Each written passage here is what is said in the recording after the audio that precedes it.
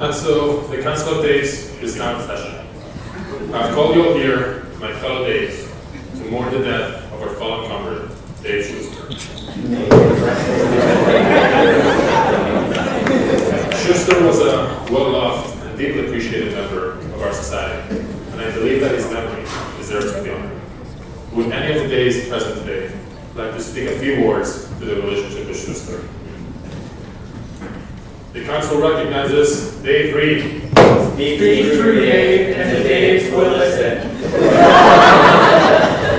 The loss of David Schuster is a terrible blow, and I will truly miss his personality, and in particular, how it shielded us from the forgetting. I shudder at what those lousy second years have in store for us this year. The Council recognizes Dave DeMille. Speak true, Dave, and the Daves will listen. I will miss Dave Schuster terribly, particularly his very nice and very expensive additions to the machine shop and general lab space. His funding will leave a hole in all our hearts. With the conclusion of Schuster's contributions to the Council, we will now lay his soul to rest. Be well, Dave Schuster. May he rest in Dave. And now, moving on to the next item in our agenda. With the loss of Schuster, our society is in a dangerous position. Our membership numbers have now been eclipsed by those of female faculty. This is unprecedented, but we cannot panic. We can always learn from our fearless department on how to remedy this problem. Dave, you mean symbolic diversity hires with no change to systemic issues in physics? Precisely, my fellow Dave. This way, we will get funded for having a diverse society, and it will be easy to get 3 more Daves to put into the Council. The question is then clear: which Dave is worthy to join our society? The Council recognizes Dave Miller. Speak true, Dave, and the Daves will listen. I have someone in mind. They are accomplished, professional, and work on the 4th floor of the RC, giving us unfettered access to Pastry Tuesdays. Daves, will you confirm this new member to our council? The Daves have listened, and we agree. Then, my fellow Daves, join me in welcoming the newest member to the council, Abigail Burek.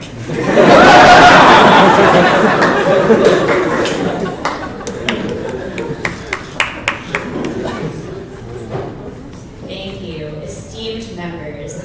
I have submitted my formal application to change names, and I look forward to being a true member of the Council of Days.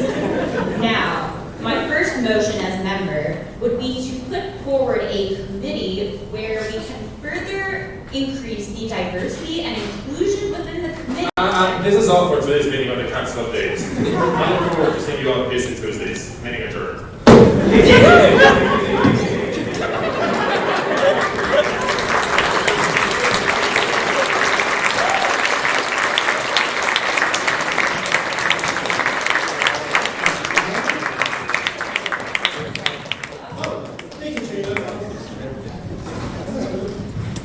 Nice to see you here.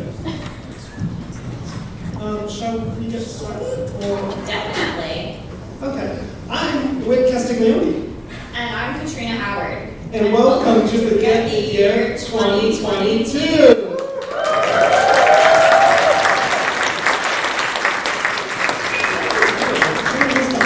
Like open rooms before us?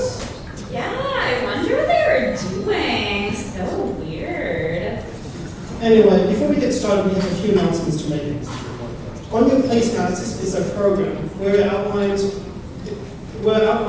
our schedule. We will have dinner, and halfway through the second half, we will have the bar closing.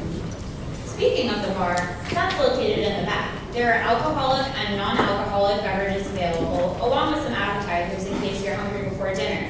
Emergency exits are also located in the back. Bathrooms are downstairs, and there's signs that will help you point you there. On your placemat, you'll notice a game like Bingo called Walteria. Throughout the show, you may see some items described on the placemat. Mark them off as you go. When you get 4 in a row, go up to the bar to claim your prize. You don't need to bring your placemat with you. This does, of course, mean that it's easy to cheat. But if you do so, the worst punishment we can give you is to live with yourself. I believe that's all the announcements. And the emergency exits are on? Yep. Nice. Sit back, relax, and enjoy the show.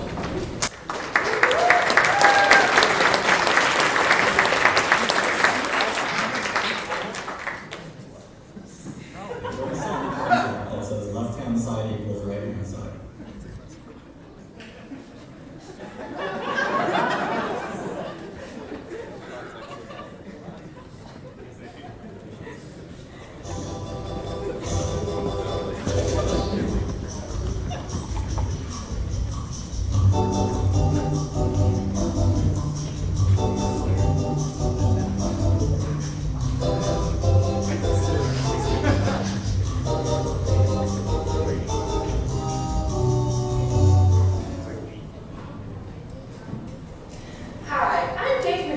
Your Physics 132 lab coordinator. We're very excited to have you in class this quarter. But first, we have to go over some quick and simple safety procedures. To help me out with some demonstrations today, I've brought in 3 real Physics 132 students. Why don't you introduce yourselves? Hi, I'm Andrew. I'm a first-year pre-medical student. Rachel, fourth year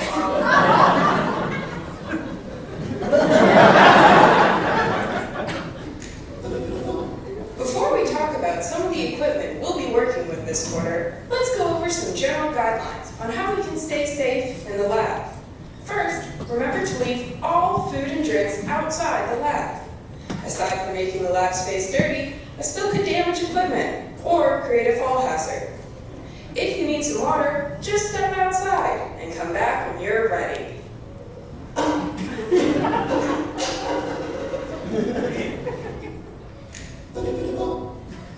Please remember to hang up all coats at the front of the class. Throw all bags under the bench. This way, we can keep the island clear. When it's time to leave, take all your belongings with you and close out any programs on the computer. This way, we can keep the space clean for the next section. In this course, we'll be using a lot of different instruments, so let's talk about how to stay safe around common laboratory equipment.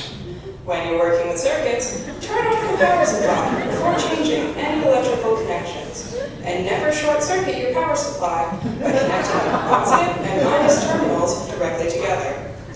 Use the modes if you suspect a component is getting too hot. Turn off the power and call over your TA. During our optics unit, we'll be working with lasers and bright light sources. Avoid looking directly into them and only turn them on when you're ready to use them. If you follow these simple tips, you can reduce the risk of an accident.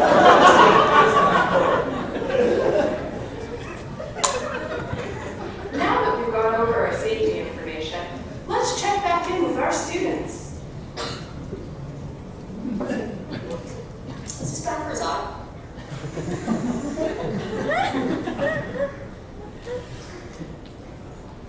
You are paid $80,000.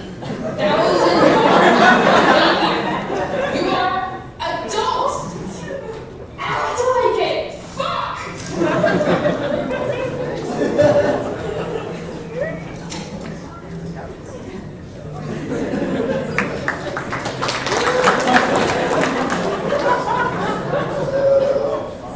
Am I late? Can I still get the half a point back for my like a month late? I'm looking for sick fix, which I don't think makes sense. The sick fix are kind of weird. I also have the right units. I know 7 years and the same thing. Look, I got like a 5 on my unit test.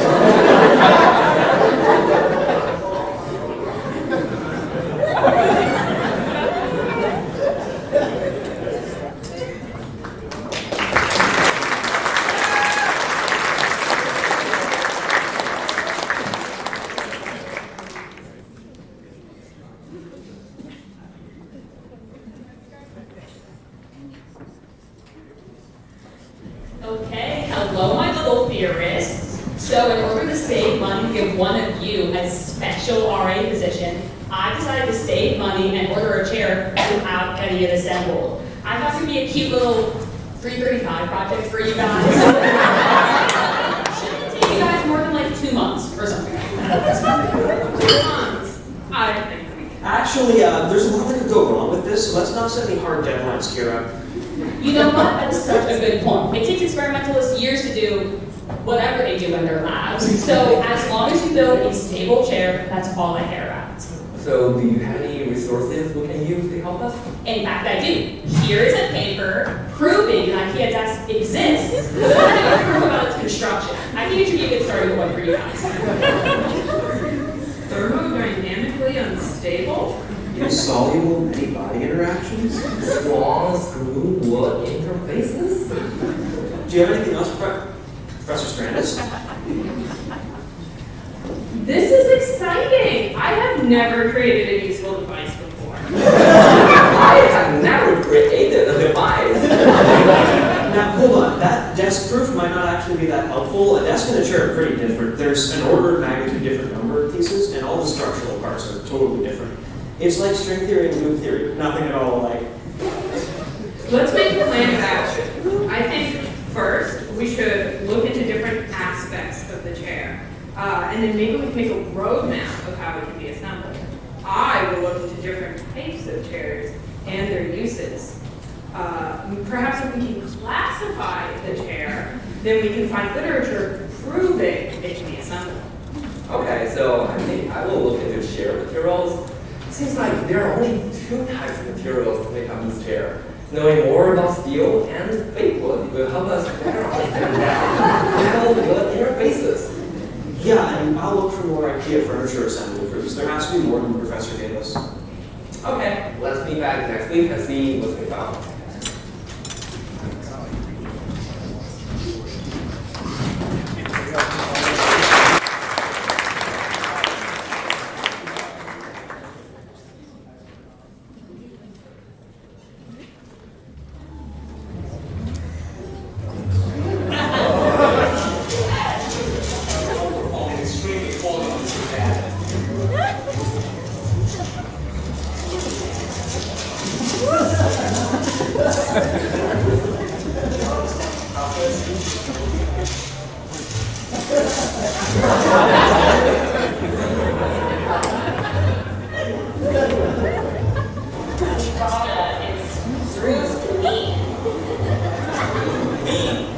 Yes, I see.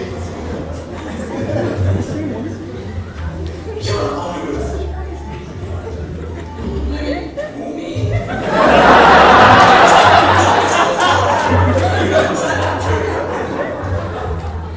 also been too far again.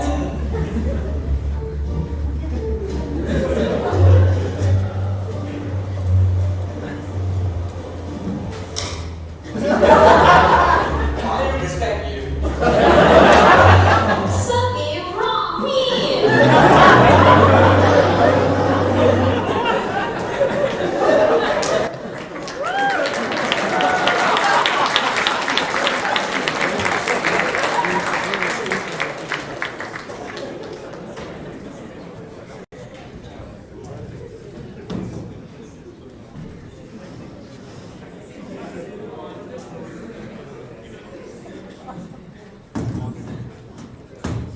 Life is an exam.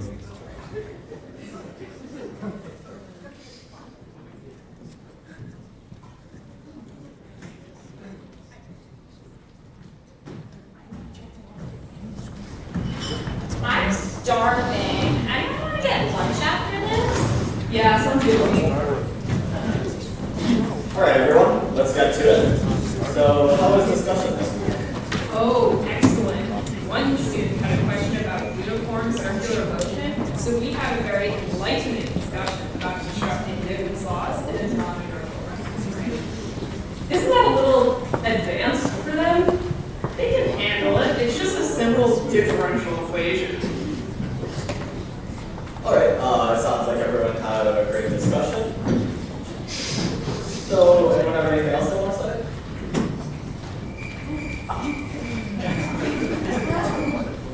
Okay. Well, the homework this week is going to continue what we've been talking about with two-dimensional motion. Now, there are a few problems they might run into on this one, so I think we should go through problem 3 together. So, 1 hour later. Well, I still think it would be much more elegant to just use a constrained Lagrangian. That's agree to disagree. all right. So, let's talk about their exam in 3 weeks. So, the exam will be 9 questions long, in class, and worth 50% of their final grade. I told the students they'd have their exams back by the following lecture so that they could start working on the corrections. So, why don't we give each of you a few problems to grade? Actually, I think it would be much better to have each TA grade their own section. It's a much more personalized grading experience. Well, that's just not so we told that this isn't work. 1 hour later. All right, so it's decided. 4 of the problems will be graded by the TAs, 3 will be graded by section, and 2 will be self-graded with a randomly assigned TA checking the grade. So I think that's about it for this week, everyone. Nice work. Oh wait, how could I forget? So we had a question last week about significant figures. So sometimes if you use 9.8 meters per second squared for g, you get a different answer than if you use 9.81 meters per second squared. Now I wouldn't call this an egregious error, but like you have to. 3 hours later. No, I've got it. It's in the dictionary. Egregious. Outstandingly bad. Shocking. Now I'd hardly call a 1% difference shocking. Alright, I think that's it for this week, everyone. I'll talk to you later. Professor, I don't think Katrina looks so good. Oh my god, she's dead. I guess she wasn't kidding about starving to death. Oh, this is terrible. Now we have to reassign the discussion section. Anyone know what that spreadsheet is? Let this be a lesson to you all. End your morning meetings before lunchtime.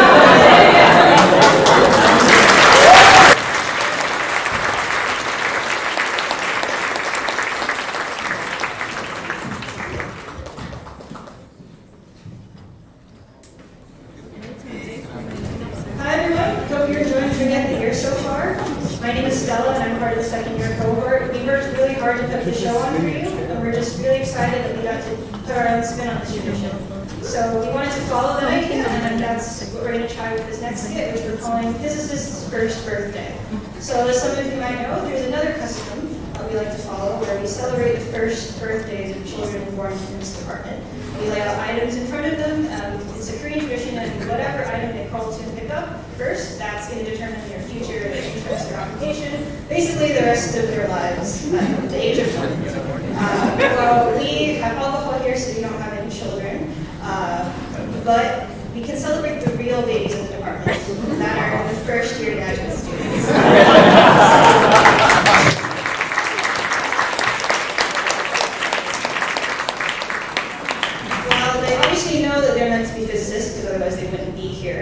But what they actually probably don't know about themselves is what subfield they should belong to. So that's what we're going to take the opportunity to do today.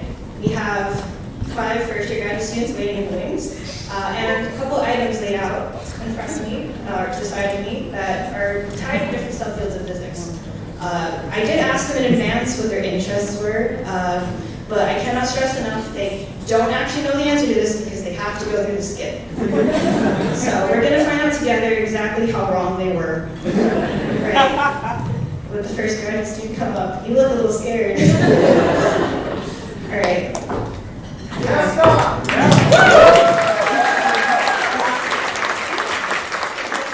Thank you for being here. So what are your interests? Particle astrophysics and cosmology. Wow, that sounds really cool. But you get to do that. So you could just stand behind an item that falls to you. All right, you'll have to wait to find out your fate with the rest of your cohort. So just sit tight. All right, well, the next graduate student, please come up. Hi, please introduce yourself. Hi, I'm Austin. Hi, Austin. So what are you interested in? Particle physics as well. You've got to be kidding me. You chose some bad first years. Well, I think this means that we actually, it's a good that we're doing this because unfortunately we can't choose the same item as Scott. This is due to diversification requirements, a limited budget, and because there's not enough advisors with B35 projects. So, okay, pick your item. All right, the next graduate student, please come up. Hi, what's your name? Luca. Hi, Luca. So, what are your interests? If you say particle physics, I will be.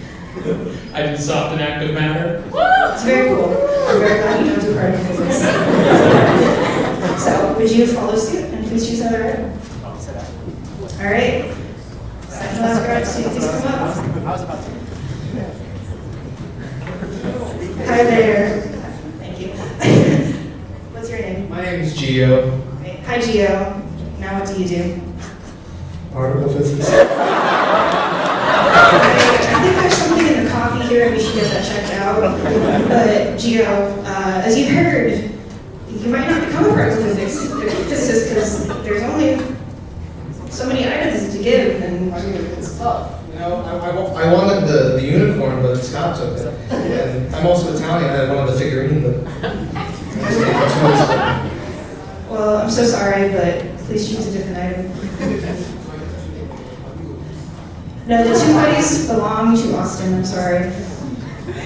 All right, one more graduate student. So hi, what's your name? I'm Tori. Tori, what are you interested in? You're not gonna like my answer. If you say theory, I won't like you because I'm an experimentalist. Experimental particle physics? Alright, this is interesting on people. Well, okay, would you please pick a, oh dear. Okay, yeah, we did this on a budget and we ran out of items, but this is okay actually. I'm thinking that you're going to do something that doesn't have a physical experiment or manifestation, something you can't possibly observe. Do you have an idea what I'm talking about? I have a hunch. Go ahead. Particles? No. You're telling me that you want to do particle physics, but you don't think they're real. Okay, well, then it's appropriate what I'm about to tell you.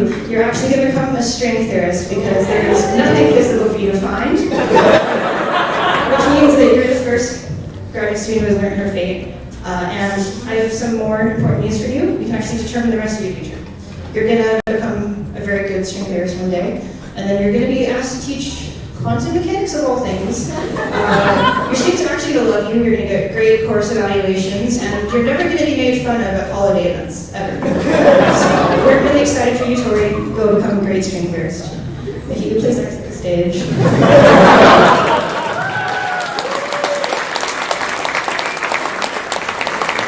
It's always great to see another string theorist into the world.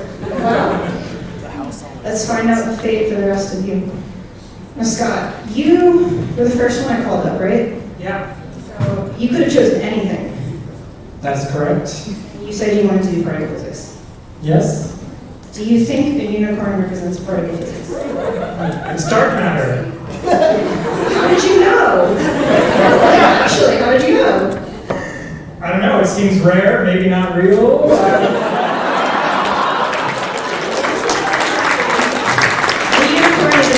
That people will never stop looking for, even though it shouldn't exist. Well, congratulations, Scott. You get to walk away with a cute unicorn, and you don't have to do particle physics anymore. Congratulations. Please walk up the stage with your unicorn. Two happy first-year graduate students. All right, Luca, how are you? Pretty good. How are you feeling? I feel pretty good. All right, so if I remember correctly, did you say you didn't want to be a particle physicist? I did say I did not want to be a particle physicist. Yeah, I like you already. So, what do you think the slime, if you could hold it up for the audience, what do you think it actually represents? I'm gonna guess soft matter. Yes, you get to squish the slime for the rest of your life. As a happy soft matter physicist, I'm so glad you guessed yourself correctly. Congratulations, you get to explore.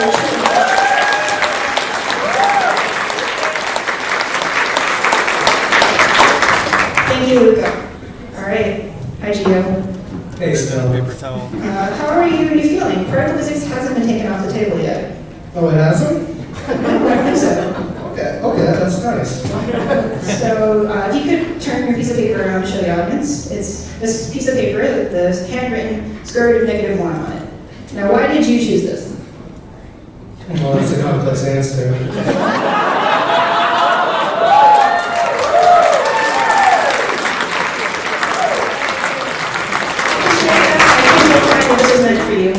So, the square root of -1 is, as we all know, the imaginary number. It shows up a lot in a lot of physics, but in particular in quantum mechanics. The fact that it's imaginary also represents the fact that, I'm afraid to tell you this, Gio, but you have to leave the party right now. You don't belong here anymore because physics doesn't consider quantum to be real here. You have to go to PME. Quantum is imaginary. Please leave the party. You can grab a drink on your way out, but you actually have to go.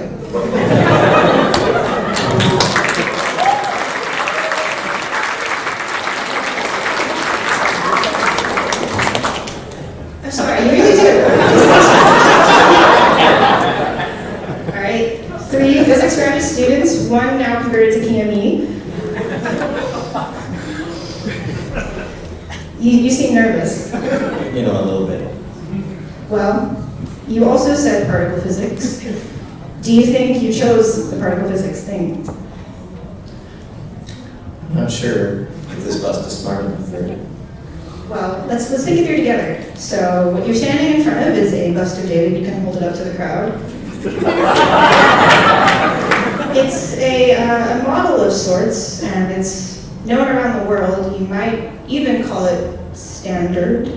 So, congratulations, you actually chose particle physics.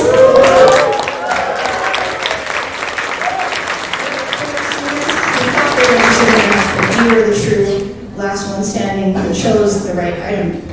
How do you feel? I'm so grateful to my parents, you know. It's been a really difficult time for me on this island all by my. Oh wait, sorry. No, this is really cool. I appreciate your answer. I'm glad to see you're so excited. Well, please leave the rest of this cohort off the stage.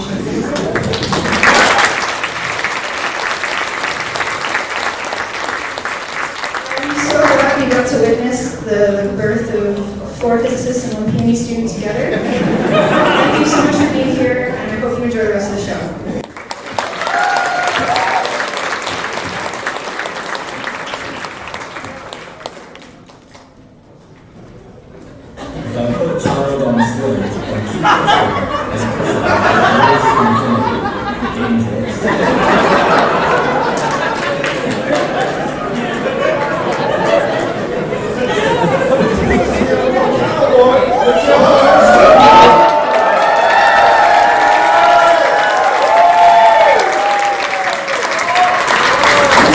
goes to supportive individuals who helped us solve problems that couldn't be tailored and expanded.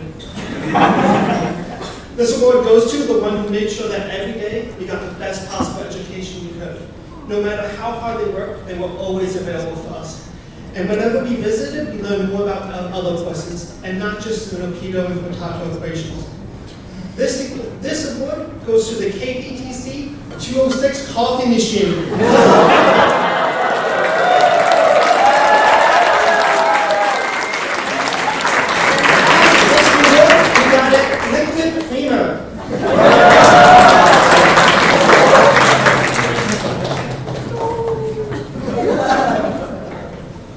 This award has a long and cherished history. Each generation has a champion, a shepherd to guide their flocks, a Higgs to give us our mass. To rise above the others after one day has fallen, another day must have been chosen. Abby Björk, come up to the stage for the Davis Day Award.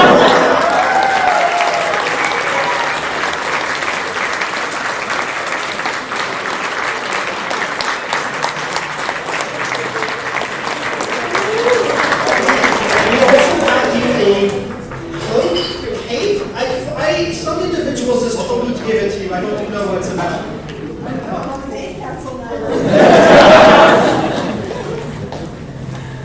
The final award, this final award, goes to a person who was always cheering us on in a corner, making sure that we remember things that we forget and that we should have written down in emails. They were one of the first faces we saw in the department, and they sent us a letter to make sure we got here. And this award goes to our favorite, Pooh Tree.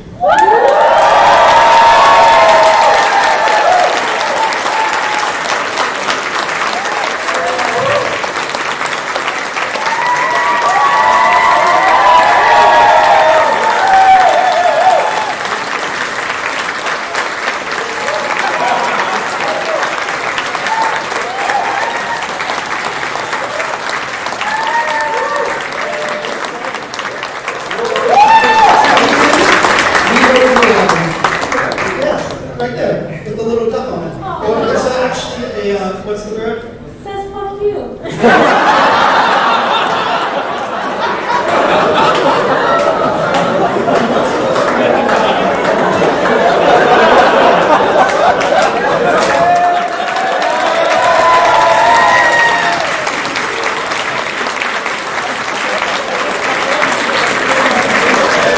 Please enjoy this exclusive interview.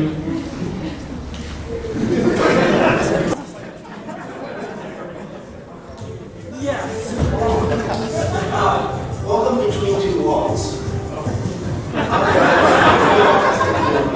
And today, we're interviewing a young and upcoming member of the physics community that you might not have heard of before. Pooh-Tree.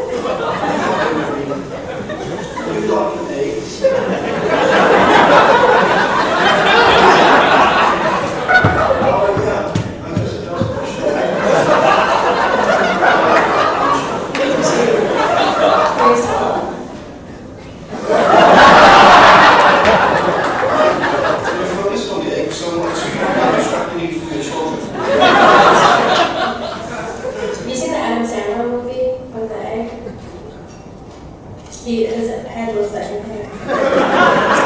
But life has an illusion. 50 first dates, that's it.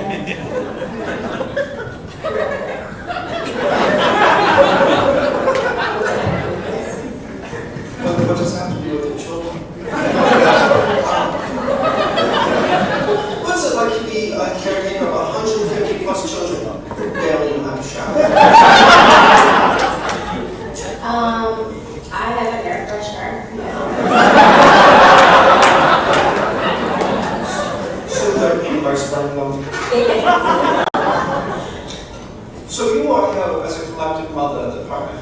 When will you strive for something greater, something better, like our collective father? Hard to make that jump. I also did not know I was a mother until about 2 seconds ago. Probably never. Never? Why do you choose to guide us? Okay, so you won't be like my father. What do you do to stop your children from being physicists?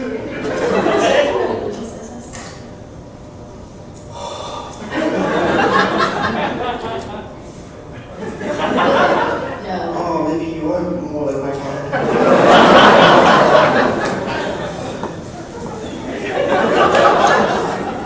Should I laugh or cry now? What does this look like to you? 2 ducks. I hope those ducks are. What does this look like to you? Okay. It's like some kind of, let's just say wood. Hair piece. Or 2 birds. 2 birds on She's clearly a sociopath. You can still use it yourself. What does this one look like? Oh, I'm holding upside down. He is a promising chair. A promising chair? How does that look like anything like that? It's true. Oh. I see what you're saying. What does this one look like? Scarecrow. You think that looks like a scarecrow? Do you not see the wolves? Like the Yorkies? You see the Yorkies in them? You don't see any puppies. Are you the one that drew this? All of these are actually me trying to write letters. So this is why.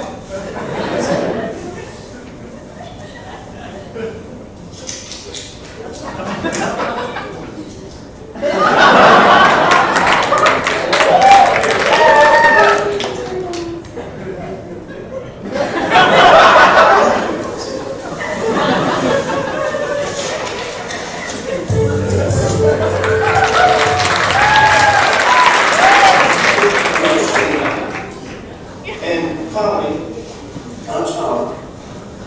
I still view Resources for that. I still view you as my collective mother and not my collective father. And as such, years ago, in preparation for this moment, before I even knew you existed, I made macaroni.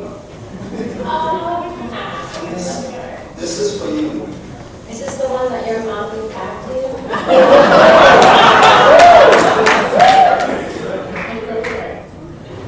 Three kids.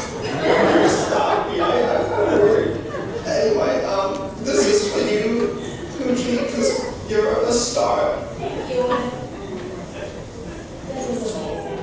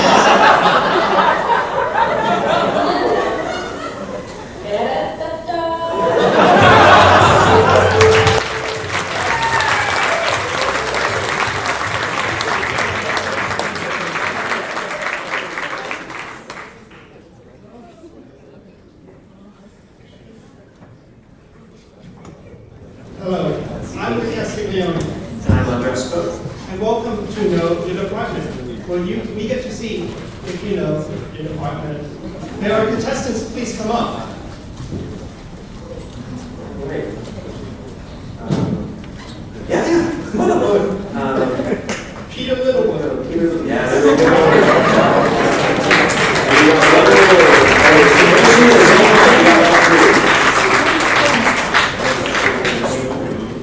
And we have this very special microphone just for you guys. Should we on? Yes. Yes, there we go. It's on. Woo! So, what is your name? Mohit Verma. And can you tell us about yourself? Let's see. Most important fact is I'm Canadian. Okay, good.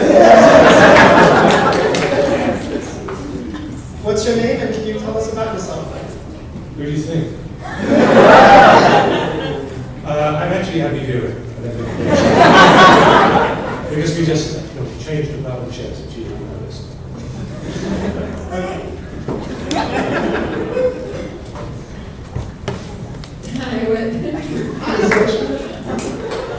what do you want me to say here? You did a good job. You did everything you're supposed to already. Awesome, thank you. She's on the way for some show, actually, already. Well, no problem. Okay. All right. Sorry. No, I can't give you 2 points. Okay, so the rules of our game are simple. All the grad students, when you RSVP, we had to fill out a little survey with little questions about yourself. So, for example, one of the questions might be, do you wear glasses, yes or no? Now, what we're going to have you do is guess how people responded. So, if the question is, do you wear glasses? You would guess how many, like what percentage of respondents you think said, yes, I wear glasses. And whoever gets the closest gets a point. We do run on Price is Right rules, though, so if you guess over, no point. And Zosha already has 1, so good luck. All right, do you have any questions about the rules before we go on? All right, it's dry, it's cool. I haven't finished grading. If anyone in solid state wants to come up and we can figure that out later. All right, let's check for the first question. What percentage of respondents own a cat?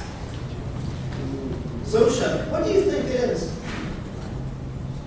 30%. Okay. Solid number. 28.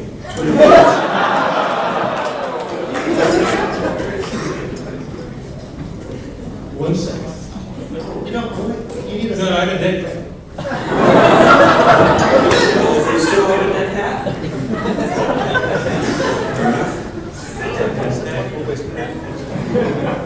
Well, as an owner of a live cat, I'm going to lowball 26. Okay, we've all seen the prices. Right, let's check that answer.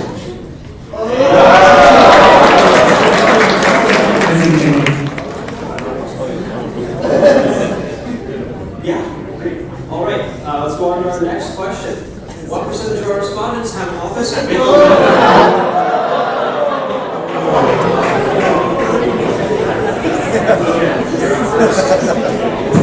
Let's see. I'm a fellow basement dweller, and so is Andres. But I don't see many other people, so I'm gonna say 22%. I didn't think we had enough students to have windows.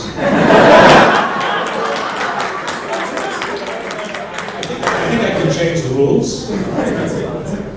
And I can insist, actually, that we increase the number of windows, reduce the number of windows. How many windows would you like? How many windows do your office have? 5. Okay. I'll go for 30. 30%, all right. 30% and a hard promise of 5 windows per grad student. I had windows in all 3 of my grad student windows offices. So I'm going to go a little higher. I'm going to go like 35%. All right, can we see the answer? Now.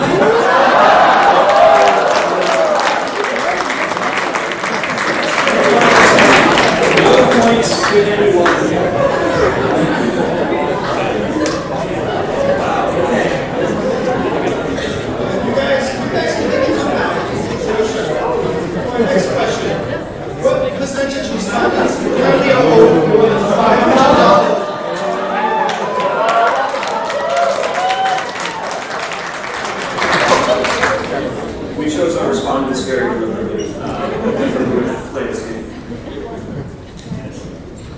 Go to the mic, yeah.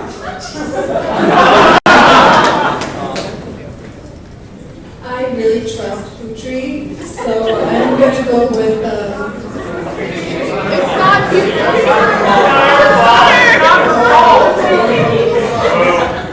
10%. Yeah, unfortunately, we pay arrears. I'll go for 80.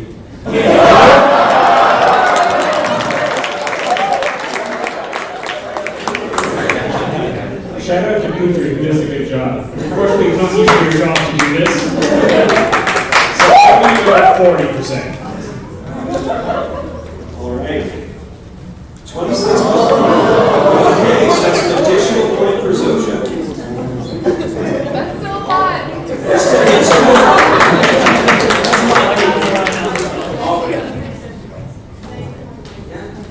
I just don't want to blame that on Putri.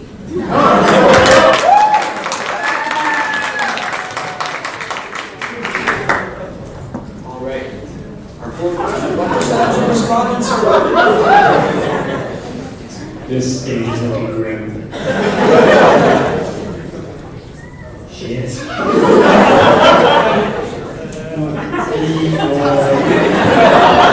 17%. All right, 17.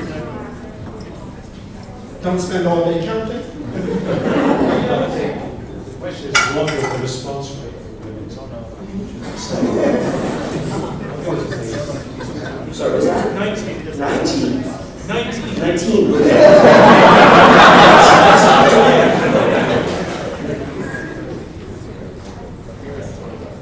I'm gonna go with 16. Let's see what we got. 34%.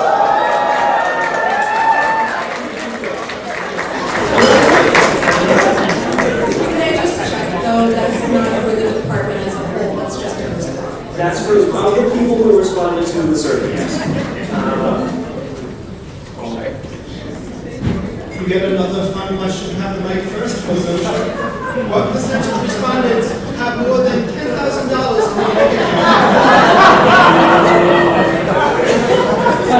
Is this the percentage of respondents who were in as close to how much money was in their bank accounts? Which is not high. Okay, so there's a selection right here.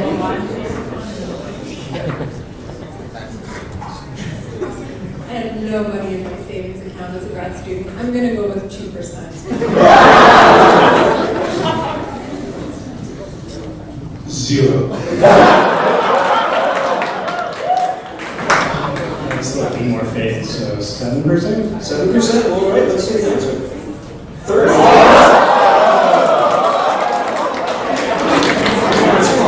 I need to editorialize. So we just decided not to increase stipends next year. All right. Now for our last question. Some of you may know, the university does not provide grad students with vision or dental insurance. Students, which of their luxury organs they would have? Teeth or eyes? No cheating. I mean, we spend a lot of time in front of our computers and reading books and things, so I'm gonna go with eyes. All right. No, we're carnivores as physicists, actually. Just be able to go out there and scramble with tooth and claw. So you've got to go with teeth. I'm with Peter. What's more important than free food? Teeth. Now let's see the answer. Unfortunately, you are all wrong there.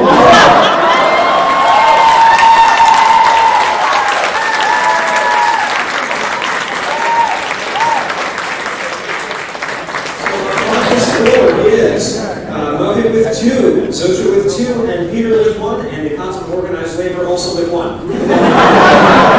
Wait, what is their prize? Nothing. All right, that's all right.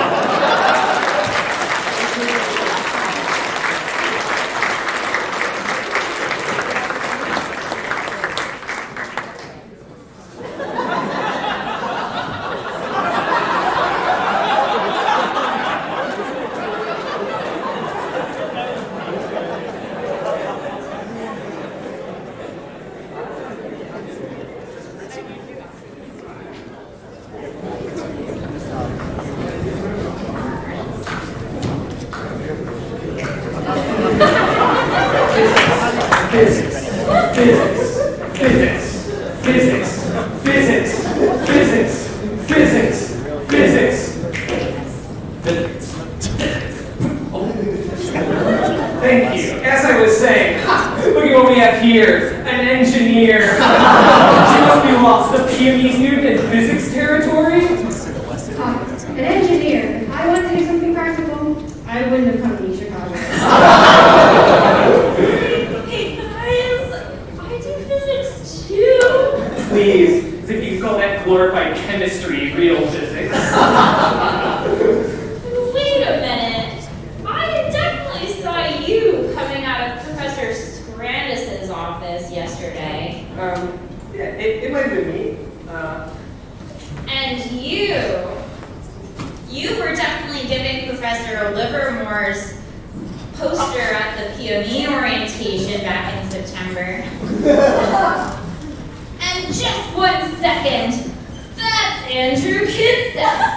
You literally work in my lab. Not 30 minutes ago, you looked me in the eye and asked for a spanner wrench, and now I'm just some filthy engineer. What are we doing? I want to be a physics student, but I don't want to give up PME Friday socials either. Okay, guys, let's get out of here. I'm going to call boss. He'll know what to do. Good idea. We should also ask him about that other thing. Yeah, I'm calling him now. Let's get out of here. Come on. Hello? Yeah, this is David Echelon. So, they started to catch on to the master plan, huh? That's fine. Keep pushing everyone into the PME labs. Now, what is this? You're worried about funding them all? Have no fear, the Pritzker money has no bottom. Everyone will work for the PME, and I, the deepest pockets this side of the Midway, will control both departments. No, what is this? What about them getting a raise to actually match the cost of living? Not my problem. Something to discuss and forget the year.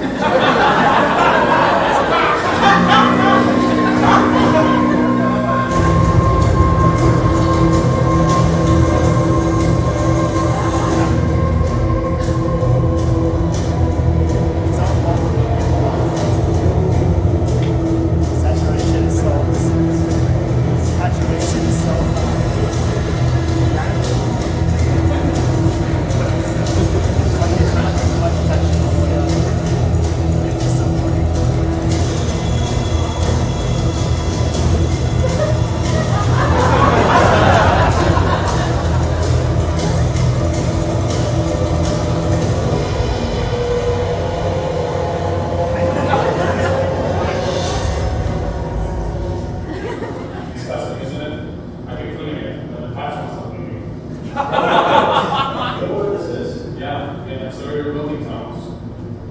You don't want to get that CP. Yeah, I'm about to go over now. You can follow me. Where you go?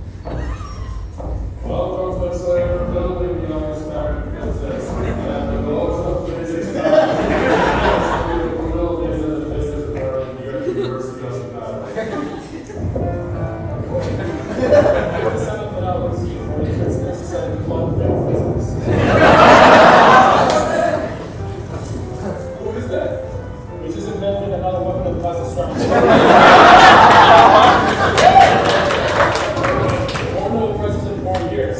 All thanks to the work of hard working physicists of the house. Yeah, I feel like we're hardworking too. Is that what you think? Physics present. Here's what's going on this week.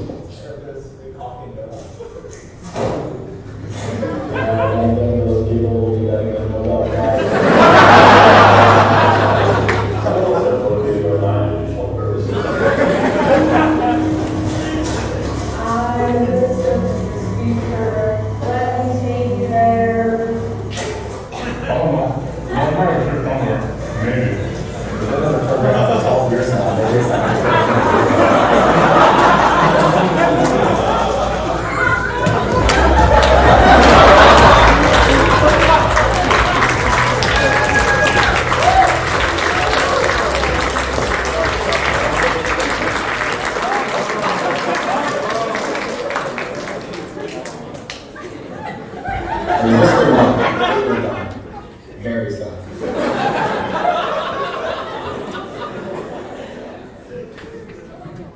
It's dinner time, but please do not get up yet. Food is located in the main hall outside this room.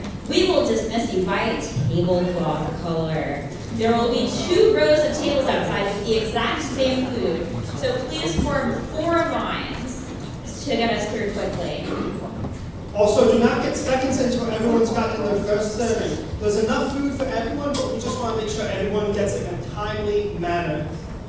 All right, first off, people at maroon tables.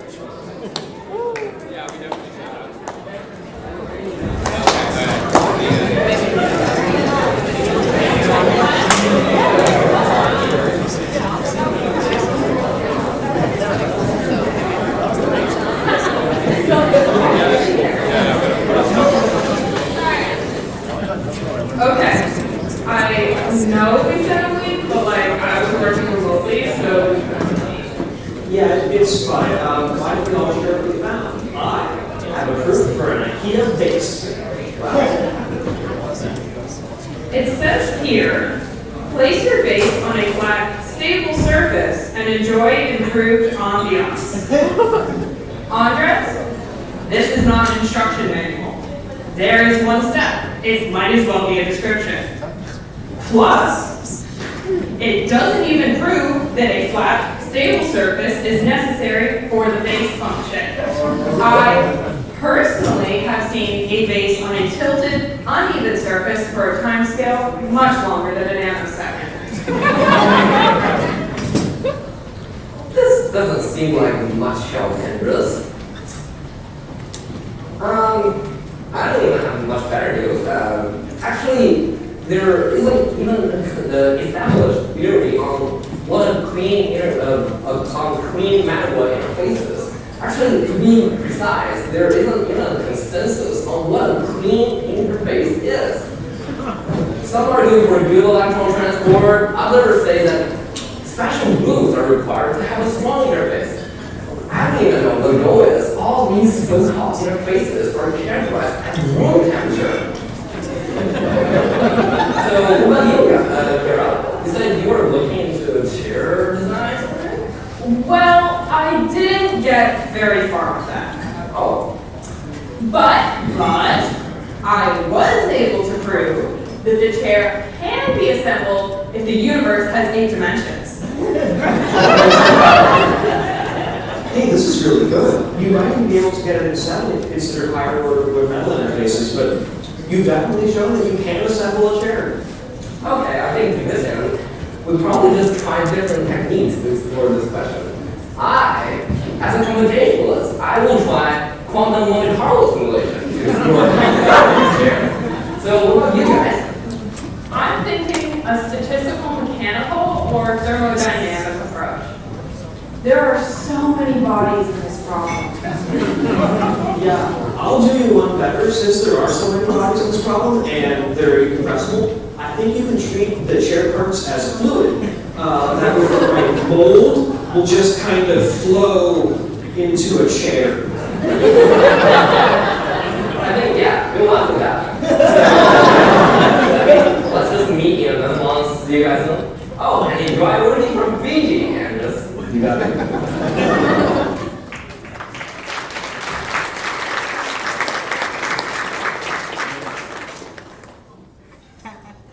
Mathematics is beauty. Physics is about getting away with it.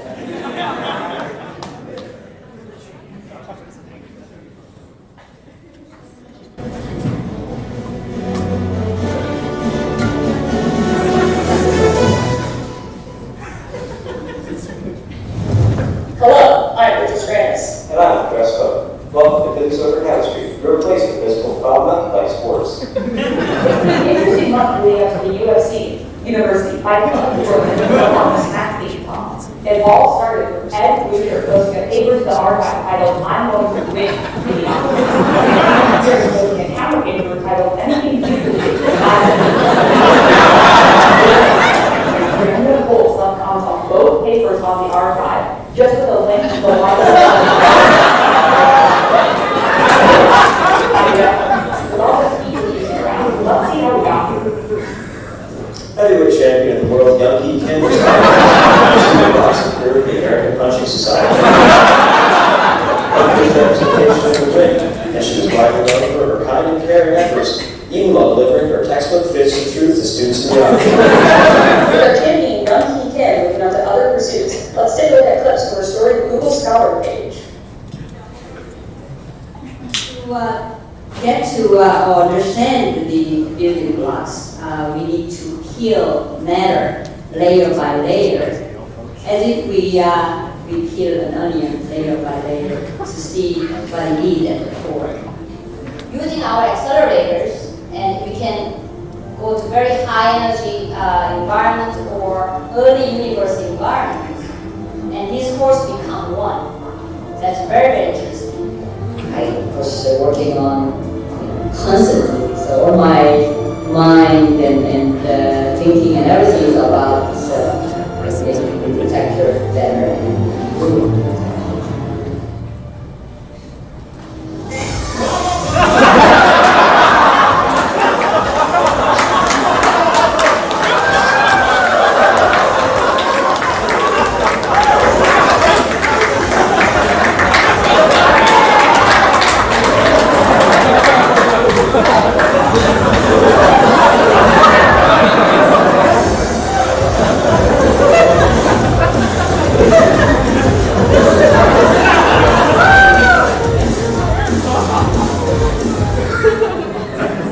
Thank you for all your work, Young Heat. Perhaps one day, one of your students will come back for a movie reboot, Rocky style. Now, for those who don't know, in order to determine the next chair, a 16-fiber tournament has been set up with competitors ready to school their colleagues and take the prized chair position. Yes, it really is interesting, because despite all the great things that come from years of professional fighting, every participant in this tournament has a doctor. This is a distinguished field. We've got NSF Early Career Award winners, Nobel laureate affiliates, and aspiring David Oswalds. These accolades will really make you say, damn, T-son.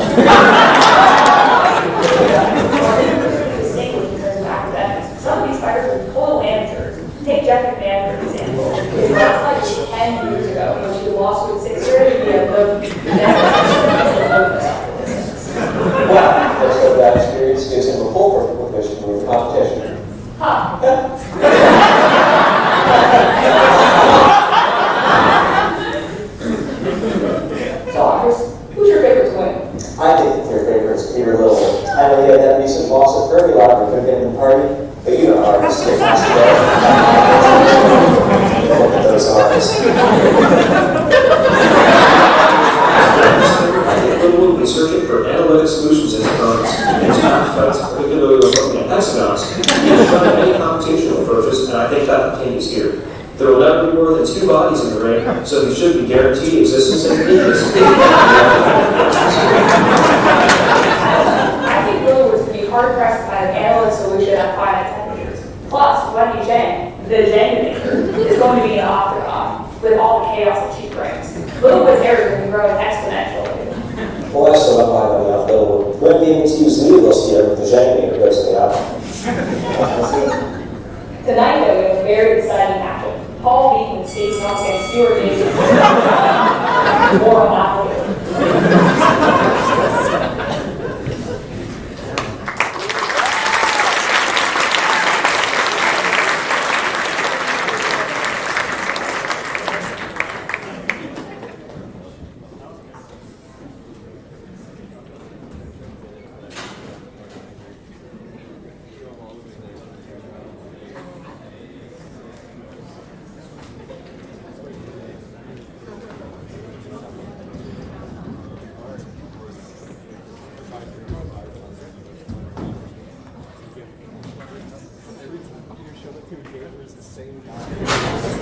Hello, everyone.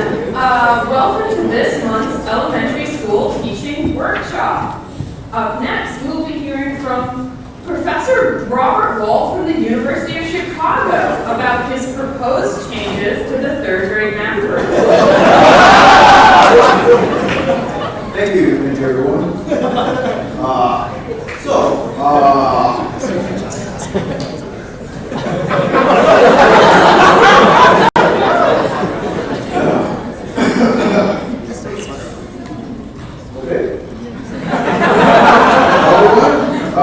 So today I am here to introduce my new approach to the math grade, third grade math curriculum for 3rd grade students. I think we focus too much on teaching students how to manipulate symbols, without really teaching the students what the symbols actually mean. And I think it's important that we teach the students how to define the manipulations that they're doing rigorously. After all, mathematics, is about proving theorems, starting from axioms. And so I propose, that we teach arithmetic from the foundations, starting at the piano axioms. As you can see, from these axioms, we can then derive all the familiar properties of arithmetic, and that makes, I would say, all of arithmetic. So we could, in principle, write that down on the board and then move on to more advanced topics other than arithmetic. But given that these are only elementary grade students, I think it's fair to go to the derivations of the common operations, such as addition and multiplication, as I do in this book. Now, I then move on to expand our numbers, to include the integers, upon which we can build an abelian group structure under addition, which, is a great way to introduce group theory.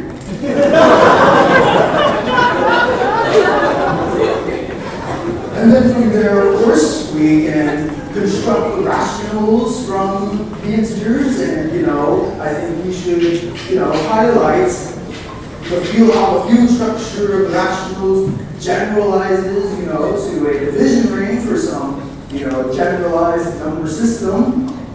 So I think teaching students arithmetic with this precise language of axioms and theorems is far more instructive and true to the nature of mathematics than useless word problems or useless numerical calculations. Shouldn't we focus on real world problems? I think teaching students arithmetic in terms of objects like apples and a hat is far more applicable to their lives and easier for them to learn. I mean, you can make analogies where objects like apples or oranges have a structure like a tuple of natural numbers. That makes sense. If you ask me, that's still not what natural numbers actually are. Is not the number of apples in the grocery store basket. Is precisely, the type of numbers constructed using the successor function, the piano axioms. I can't really give a better answer than that. Why should I teach it differently to these students? We can define the notion of an isomorphism and then define an isomorphism between objects like apples and oranges and natural numbers in some context. I can add that to the second edition. But anyways, I'd like to move on, so I'd also like to discuss my approach to geometry. Often the point where we introduce topics like area and perimeter of shapes in Euclidean two-space. Now, of course, both of these notions are horribly ill-defined without the definition of a measure, and frankly, I'm shocked that my book is the first to do this. Defines a measure and shows that both area and perimeter of shapes can be thought of as measures. Keeping the limited mathematical background of the students in mind, I limit this discussion completely to the discrete space. However, I think the footnotes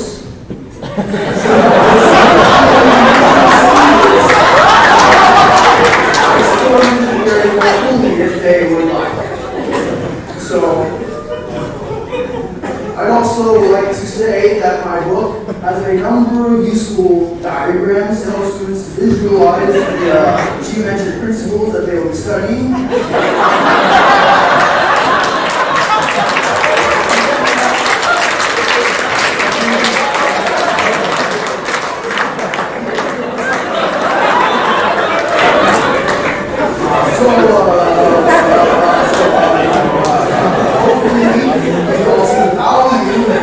Teaching students mathematics without lying to them about what mathematics really is.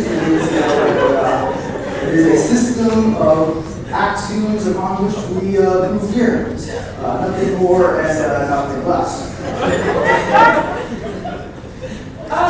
Okay.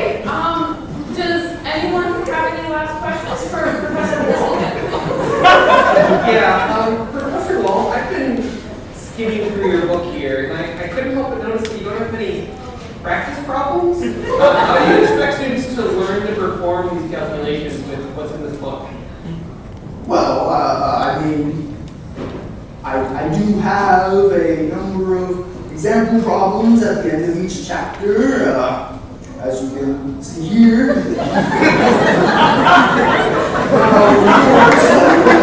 Students are welcome to find plenty of practice books out there if they like to perform numerical calculations. This book is really to teach students how to deal with all numbers all at once.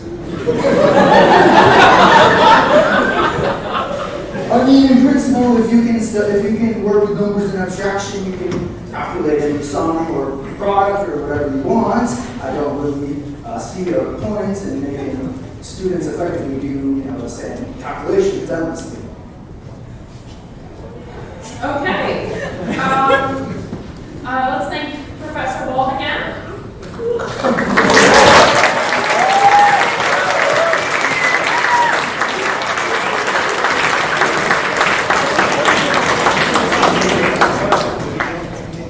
Okay, now that we've gone, did any of you understand any of that? Who was that guy anyway?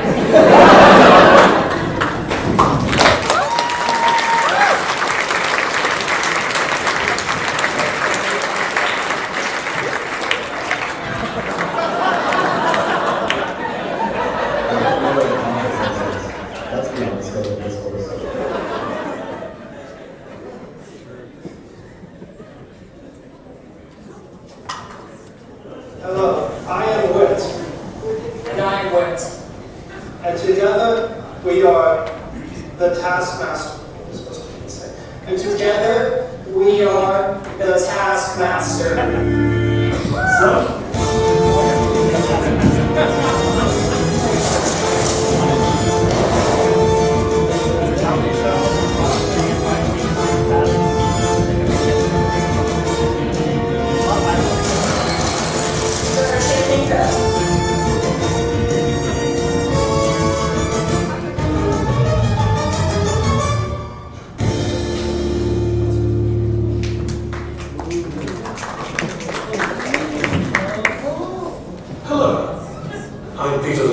Professor of Physics and Chair of the Physics Department. This glorious place. I'm Abby Berry. I'm a professor in physics and astrophysics, also the director of KICP, and a neutrino hunter and polar explorer. Welcome to Taskmaster, where we have 3 professors do 3 tasks to win points. You've seen all of our contestants, so let's move on to task number 1.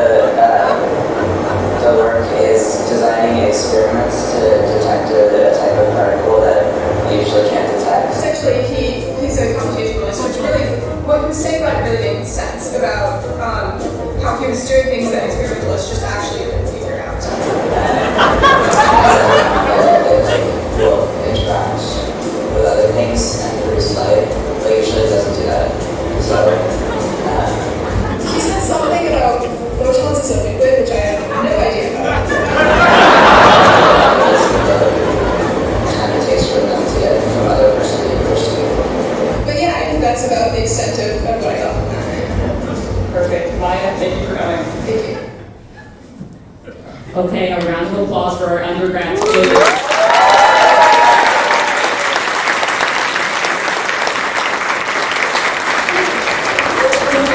I was really impressed by Maya. She is able to go from British to English on the fly. Yeah, I don't understand English speak out loud. I just not about that. I noticed that the theorist stood above the student the entire time, but the experimenter sat down. This says a lot about society, really. Okay, let's move on to our next task, I think. Okay, there's plenty in here. I like that. In exchange for running all the Forget Me Year with no pay, the department generously allows $7 meals during hours of required pay. In the spirit of generosity, produce the best meal for under $7. No time starts. We're contacting the Daves. It's close to letting McDonald's. It is Thanksgiving break. Really nice to buy the greatest lunch on campus because that's your kids in there. I'm not paying to do that here. Yes.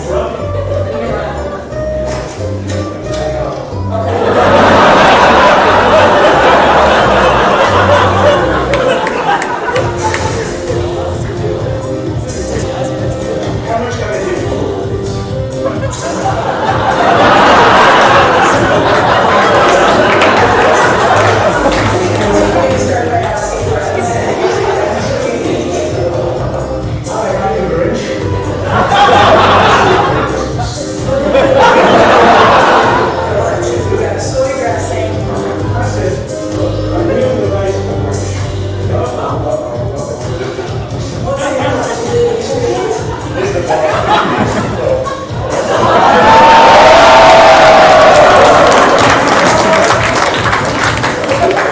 Wine from 2018.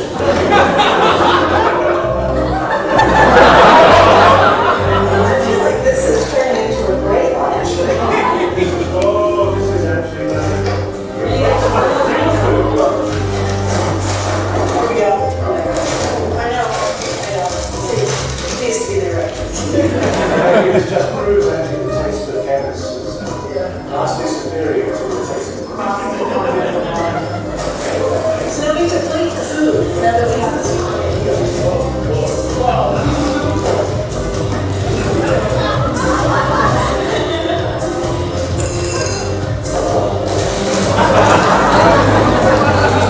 and she has us spending a single dollar.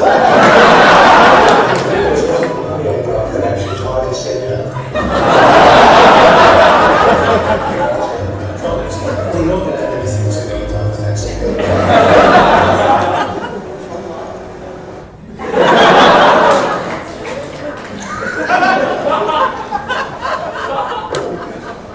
Cheers to Taskmaster. Taskmaster.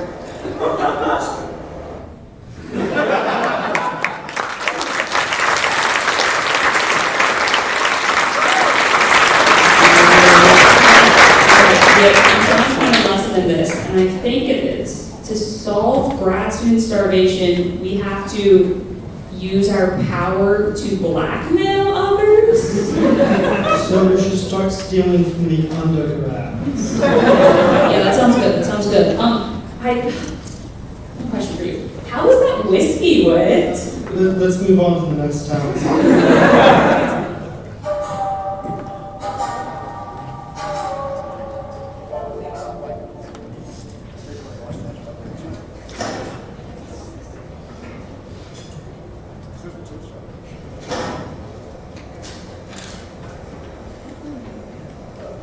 Create the tallest tower. You have 10 minutes. Create the tallest tower. You have 10 minutes. Your time starts now.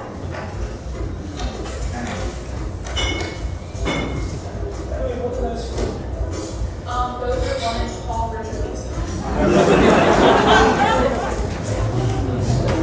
You didn't say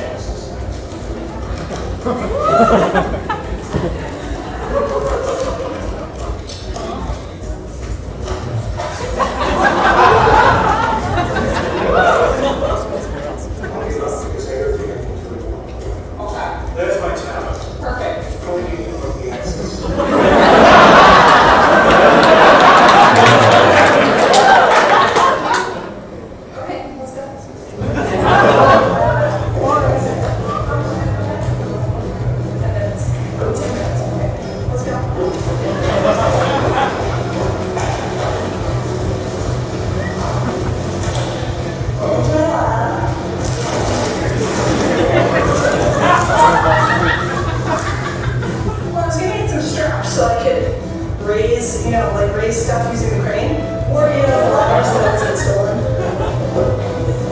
23 minutes, oh my God.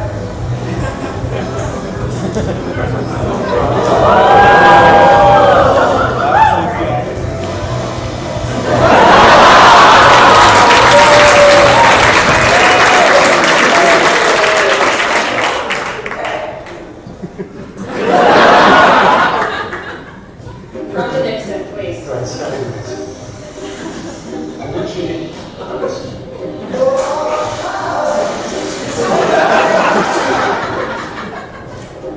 Peter Littlewood's tower, 11 feet, 9 inches. I will call that 12 feet.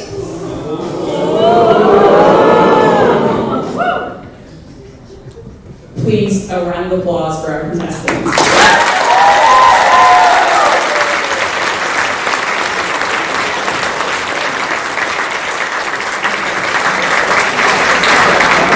Clearly, it was a very close competition.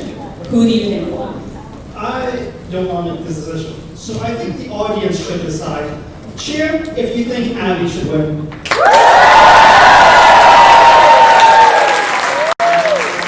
And cheer if you think Littlewood should win.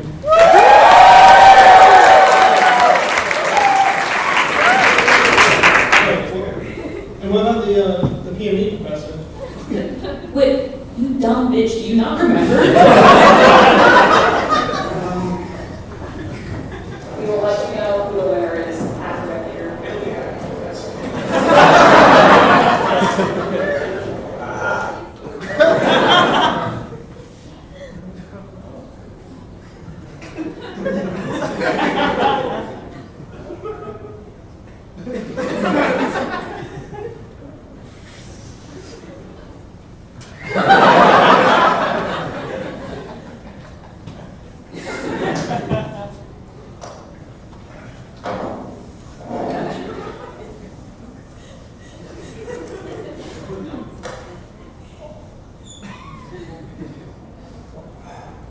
Taskmaster.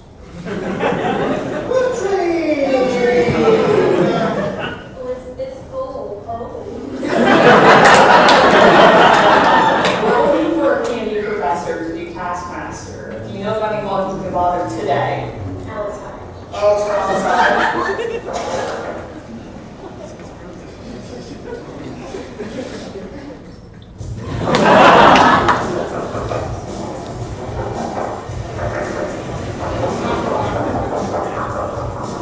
We are looking for professors in PME to do the same thing that Peter Littlewood did. We're just looking for, we're doing some silly skill for grad here.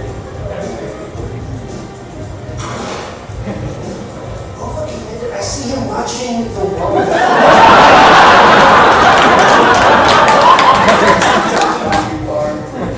I need one person for 1 hour, please. I'll pay you. All right, we didn't get anyone. PME scared, cowards. They were too afraid to go up against KICP in physics. They know it's the lesser field.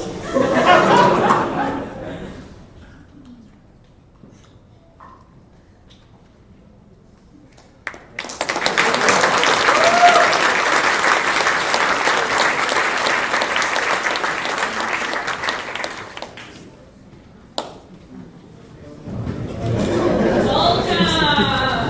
We would like to invite our Evaluate the Evaluation contestants up to the stage.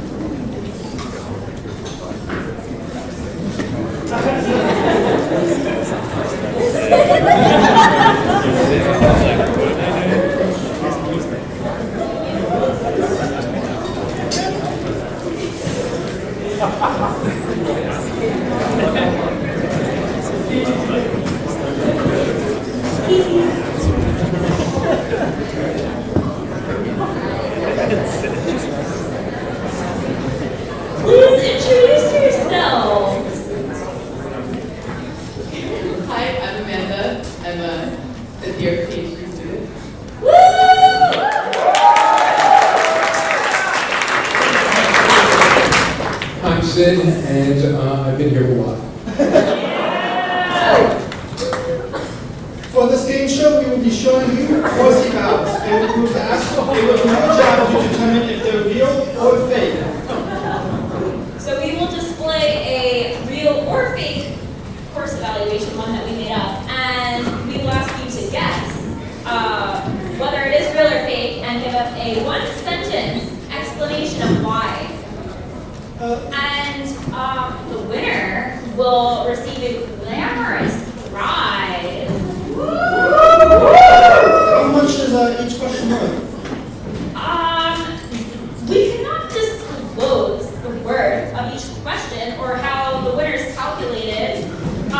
Would that change how the contestants answer the questions? I suppose not. Let's begin. I prefer the new format, where the professor is projecting a PDF instead of using the blackboard. Amanda, do you think this is real or fake? I think this is fake. Because I personally would absolutely hate that. I mean, I've witnessed that many times.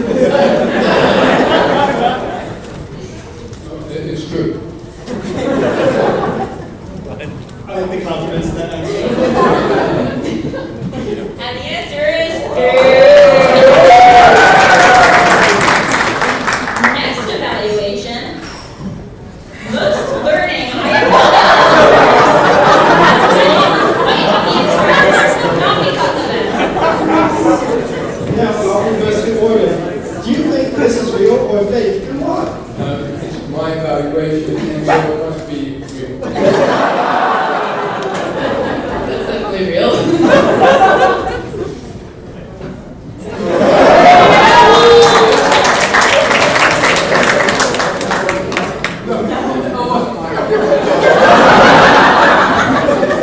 I feel like you just outed an evaluation of royals.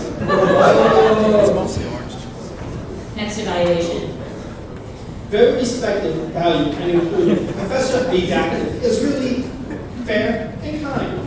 Do you think this is real or fake? Is it a, do I know if it's undergrad or grad class? All grad. Oh, this is grad. Oh, this is fake.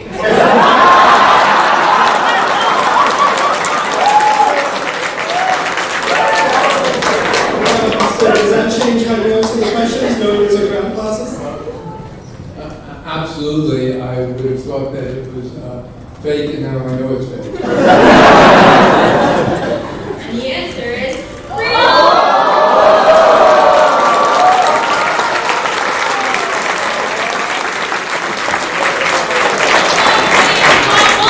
Being so kind and respectful to us at E&M.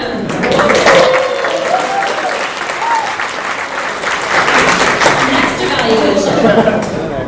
At the beginning, when we were reviewing linear algebra, the professor felt hostile towards questions. Although I don't think he meant to, he would occasionally chuckle at questions students asked, and once called a student's understanding of calculus primitive. Especially because of the wide range of backgrounds in the class, I didn't think this was anywhere near appropriate. So, do you think this is real or fake? Why do you feel that? Look, I think I wrote this.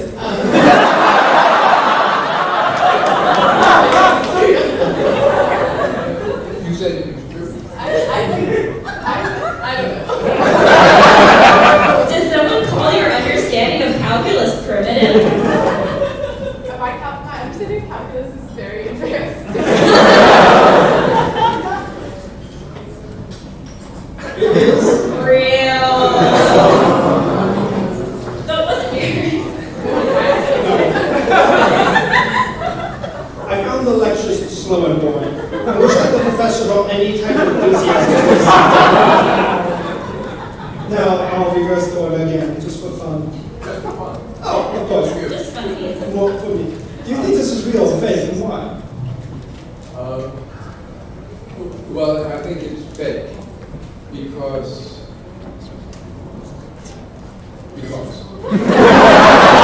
An explanation. I didn't accept that during class. Okay. Because Wendy had such enthusiasm for her course, and it was also pretty lively and fast-paced. So thank you, Wendy, for having us treat.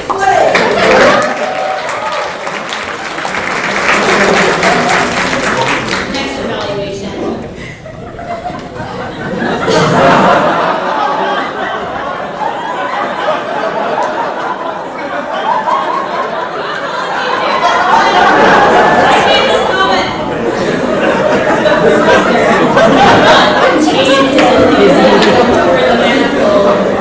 He started talking about it religiously.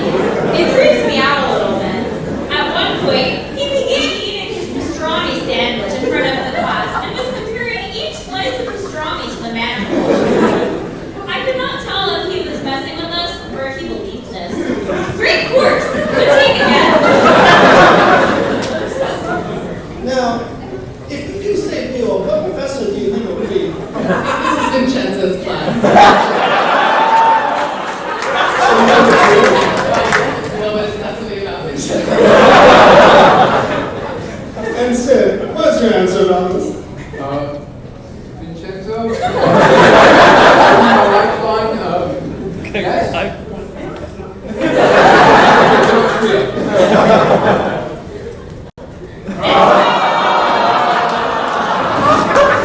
A little hint, it wasn't about him. Wait, so how do you about someone that is also fake? That's a part of the mystery, and we can't tell you that because knowing will make you answer any differently. Yes. I don't think so. Okay, next evaluation. Tell us what book chapter you are following. Please! Would the professor hold what book chapter they're following from the class? I think they might not know what book chapter they're following. Maybe not intentionally. So real? What about purposely? It depends on the professor. I never know what book chapter. Is this a game of mine? No, it's not a relative, it's real.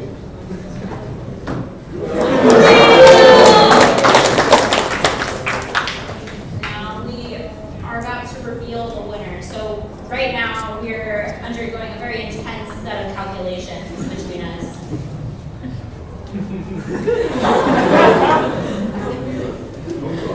Amanda, you're the winner!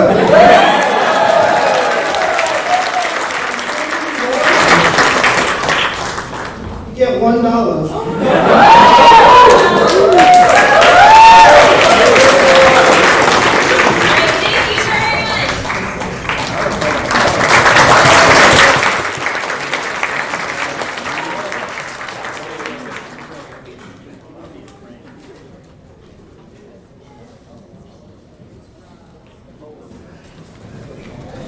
All right, hello everybody. We've got another segment of Spherical Cow Awards.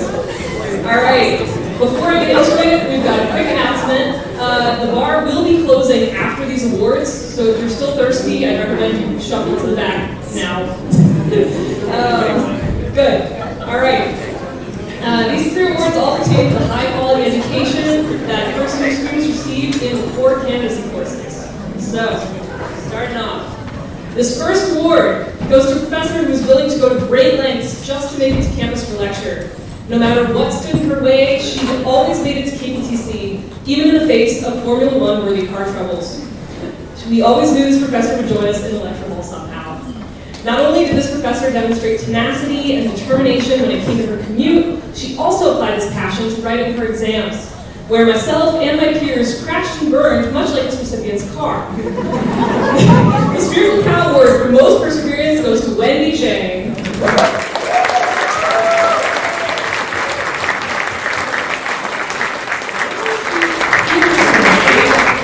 Wendy, are you here? I don't think so. Well, it's a bummer because we got her a brand new car.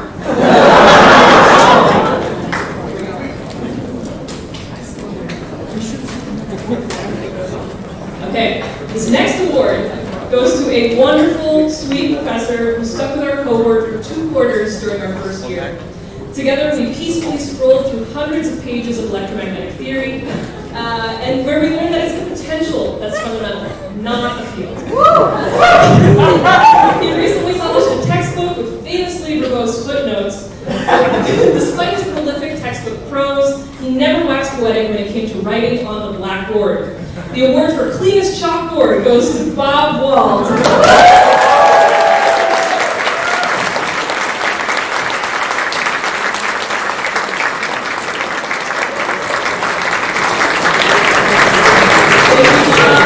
got you a supply of chalk.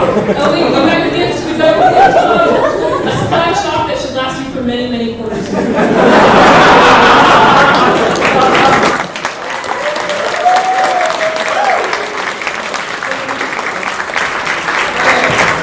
And now our final and possibly most wholesome education award in this segment. The Spherical Cow Award goes to a phenomenally talented teacher who helped many of us achieve candidacy and learn the fundamentals of quantum mechanics. This person was patient, kind, passionate, and humble, and made it easy for students to ask questions and work through difficult concepts. I think I speak for the entire cohort of 2021 when I say that we are all indebted to this awardee, and we congratulate them on their pending graduation. The award for Best Quantum Professor goes to Nina Cole.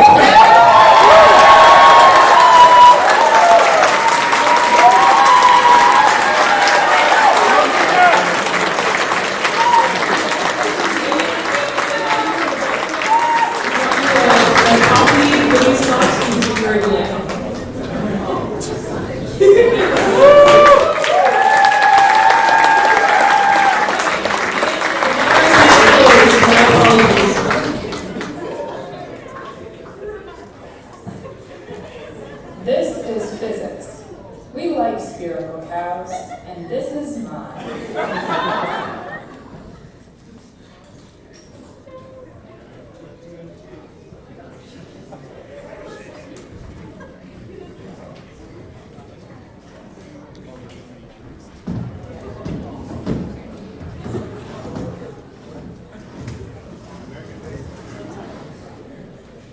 Hello everyone, and welcome to this week's meeting of Workaholics Anonymous. I'm so glad you guys decided to join us this week. There was supposed to be a new member here with us, but since I don't see them here, why don't we get started with you? Hi everyone, my name is Xiaozhen.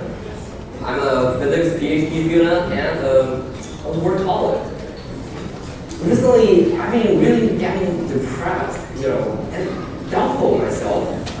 The only relieving thing to me is that modified gravity. Modified gravity? Is that like a drug you're taking or something? No, it's not a drug. It's just a substitute for that elusive dark matter. I work in a particle physics lab to search for this dark matter for the past 6 months. I haven't fed myself a full meal, and for the past year, I've been only getting 4 hours of sleep every day. My girlfriend also left me just because I persuaded her to date with me in my lab at 1 a.m. I really don't want to do this anymore. It totally ruined my life. I don't give a shit. You run the analysis and call me back, okay?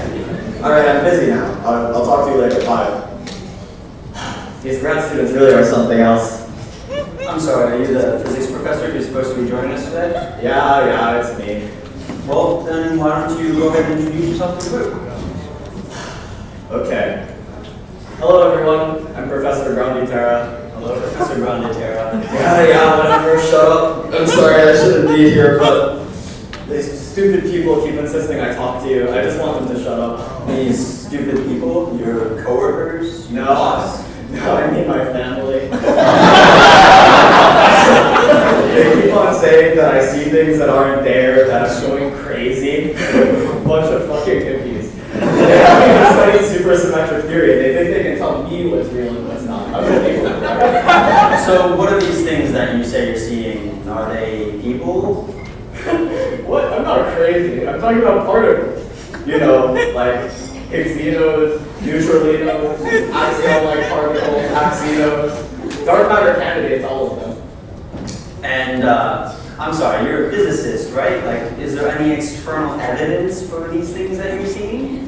What, are you stupid or something? I mean, it's the number one rule of experimental physics. You don't need evidence as long as you can get funding. We haven't found anything yet. But if you give me more funding and a little more time, I bet we can find it. So dark matter.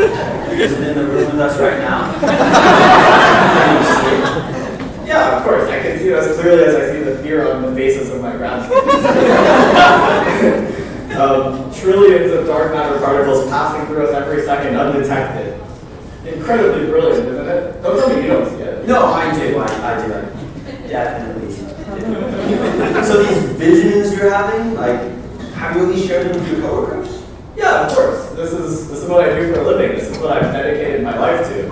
Every month I go to conferences where the sole topic of discussion are the properties of these dark matter particles. And then I come back here and teach those properties to my students. There's kids involved in this? Yeah. I used to have 4 grad students. 2 of them got lost in the caves where we host the detector in Europe. They were never found again.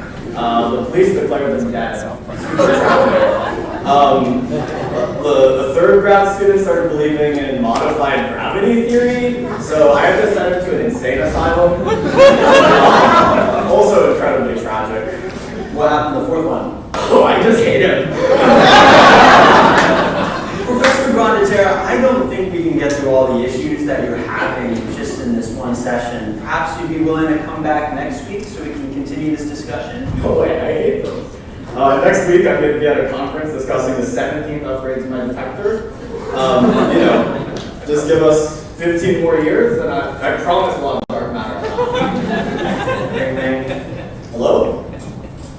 Quit your fucking whining. What do you mean you want to go to sleep? It's only 3 a.m. where you are now. I don't give a shit. Run the analysis and call me back. You don't want to end up like those 2 in the mines, do you? Okay, awesome. I'll talk to you later. Okay, I'm out of here. This whole therapy thing was a total waste of my time. Never coming back. Alright, so I think we're going to call the meeting there. I need some time to process what we just saw and decide whether or not I need to report this to the police. Thank you for coming though, and I hope to see you next week at Workaholics Anonymous.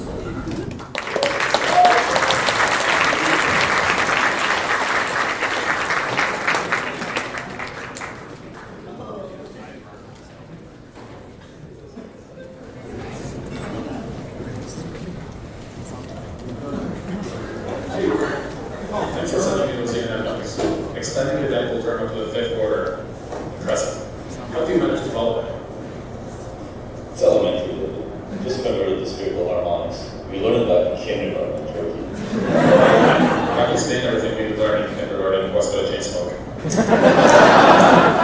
But wait, your names are looking nice. What have you been? The compliment is sufficient, David. David Martin, nice games. Andres is mistaking me for the dickhead right behind me. Seems logical because David is also tall and from another country. He has a similar haircut to me. You go to the same gym too. My muscles are a little bigger than his though. How's the dark matter search going, David? It's going good. Really? That's interesting. The word soft matter is different. Apparently, you guys can't find anything. Oh well, I guess. Andres, heard your latest setup heavy work. Good job, you soft matter fuck. Hey, thanks for this. Has your trio yet? David, how's your poster looking? Go for yourself. Anyways, better run. I'm gonna take with the squad right that Pretentious asshole. He knows that I usually squat at this time. His poster isn't even that good. Cotton white background, maroon banner, uninspired.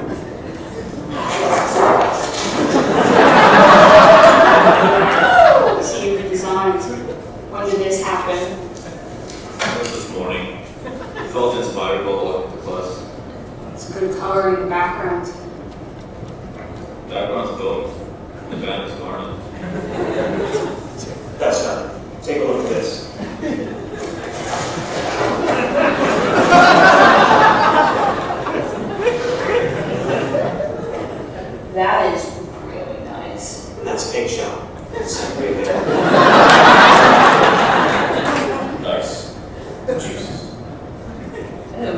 you get so tasteful.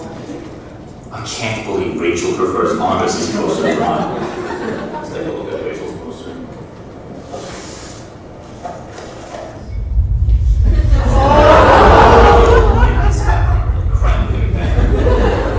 Oh my god, that's a wonderful.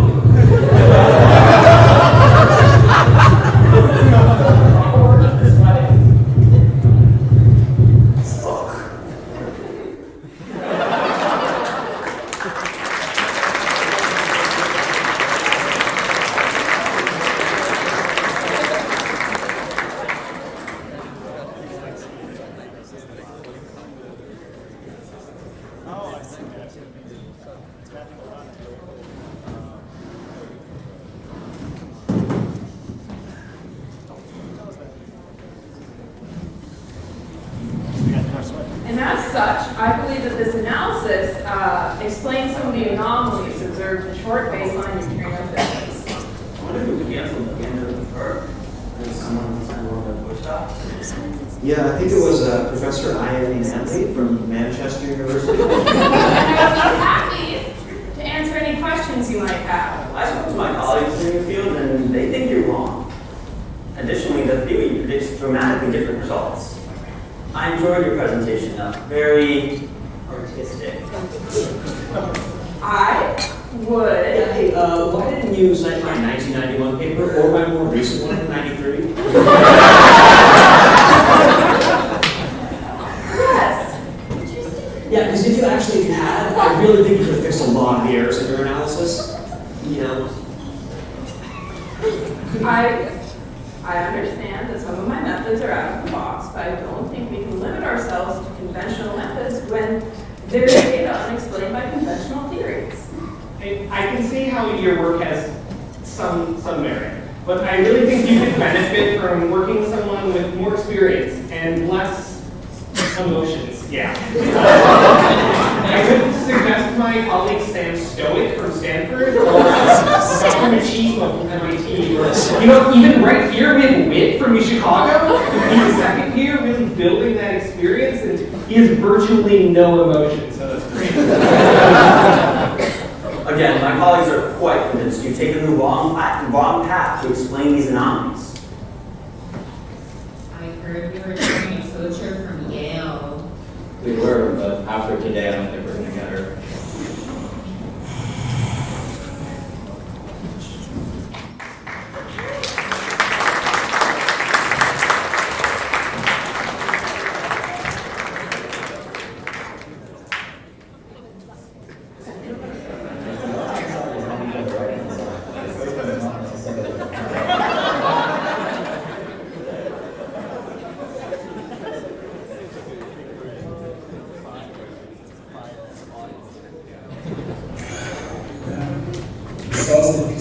As a little young crazy,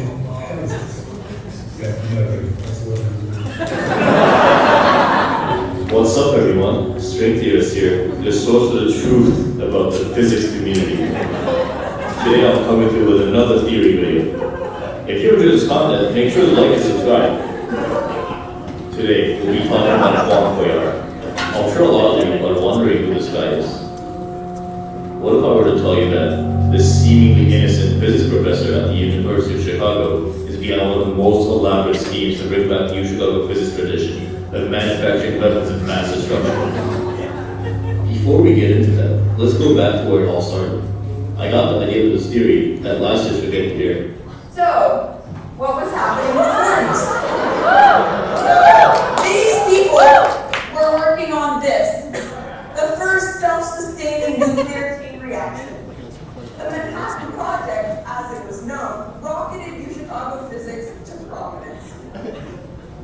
While most people in the audience think this is a joke, I saw this as an obvious project. Today, I'll present here evidence showing that the University of Chicago has started an Manhattan Project to help UChicago rise in their rankings. Students who are involved obviously can't disclose top secret information like that directly, so they're telling us in skit form. Kind of like how Stanley Kubrick made The Shining to give us hints that he helped direct and film the moon landing. I was able to get an exclusive interview with one of the students working on the Manhattan Project 2. The student has has requested to remain anonymous for their own safety, so I've disguised their voice and obscured their face. Thank you for being here today. Taking the risk to finally expose the truth. Would you please tell us what that infamous Skillful Master was about and the meaning behind it? Yeah, so the investment and going back to studies here, I think about the structure. That was the statement that to go with. Yeah, but why did you go with that's good idea? It's because it's actually true, right? No, we'll just do it fine. It's like, what put on this video? Unless we're waiting on this, you can tell the truth. You know what the department's hiding? No. Honestly, we're done with this. You said if you feel better. See how the university has prohibited the students to not support them. I bet that they believe they're living in a skit 24/7 like the Truman Show. But let's get back to Professor Goyard and see the mastermind behind all this. First, his involvement in the project becomes evident after noticing that he drastically changed his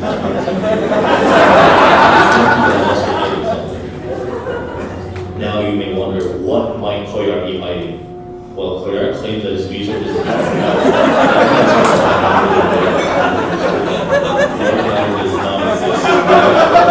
or just using it as a front to get money while drawing media attention away from what's actually happening inside the labs. So what is that Juan's hiding? Well, it's actually no secret to the department, at least that he has a lot of radioactive sources. When my research group needed a radioactive source, we borrowed one from Juan. Most of my colleagues have had identical experiences. What is he using these sources for?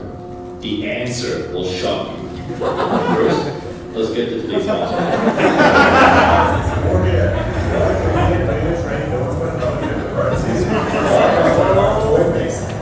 Look at my clock. I was a board brass kid, 8 years old,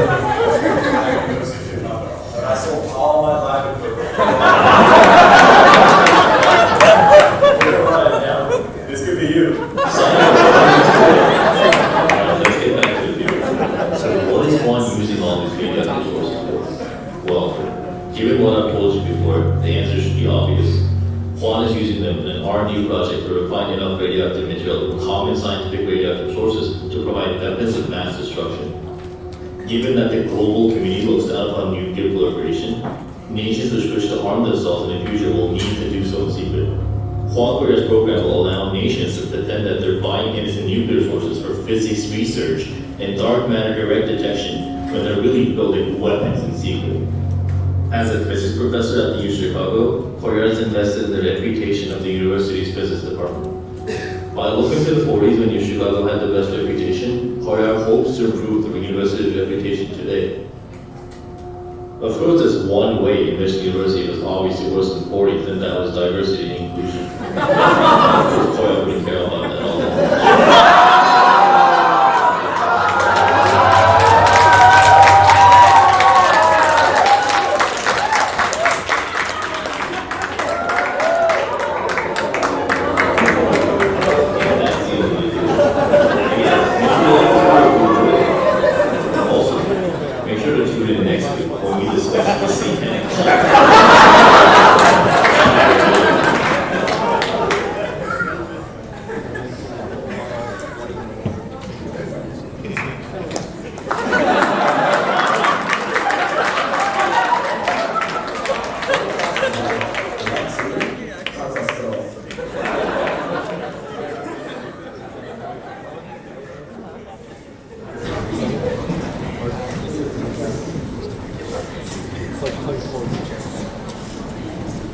I hope you have good news because I don't, but I do think I have a paper.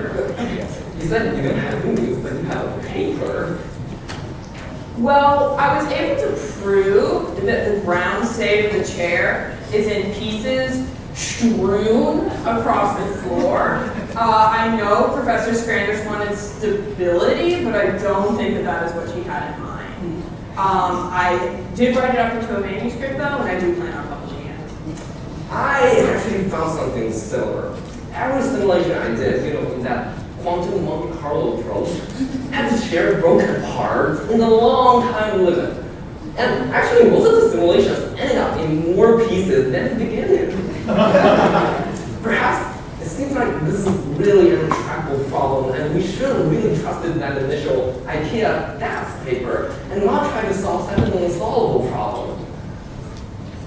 So, should we just go and tell Professor Swan this? Perhaps it is possible to sample a chair, but just not in a finite time. And she won't be happy that we don't have the chair, but it's now been over a year. Yeah, I guess we should go tell her. Guys, wait. I did it. I assembled a chair. What?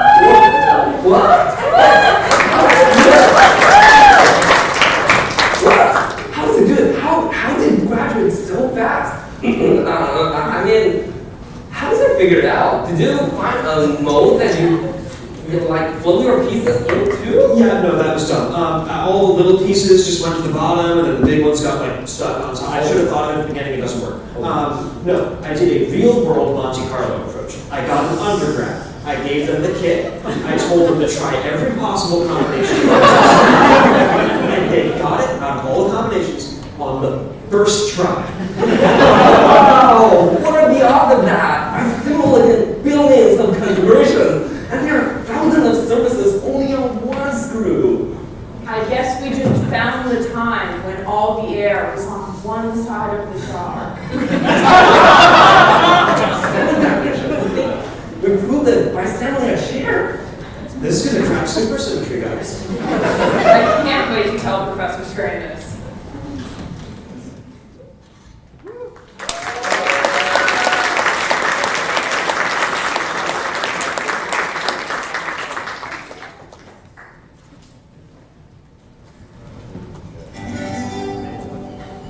Cause he gets up in the morning, and he goes to work at night, and he comes back home with a fight. It's the same dream every time, cause his world is flipped and he's all so good, and he's all so fine, and he's all so healthy in his body and his mind.